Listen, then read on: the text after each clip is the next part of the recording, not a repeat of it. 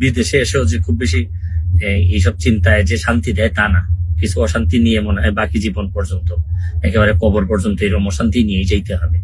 আমার জীবনে অনেকগুলা ভুল সিদ্ধান্ত, ভুল কাজ আছে আমার জীবনে, আমি মানুষ হিসেবে অনেক ভুল করছি।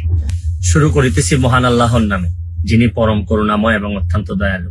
নিউ ইয়র্কে এসে পৌঁছাইছি, এখন নিজের ভাগনার গাড়িতে করে আমাকে আমার বোনের বাসা থেকে নিয়ে যাচ্ছে আমার মা যে বাসায় থাকেন এই বাসায়।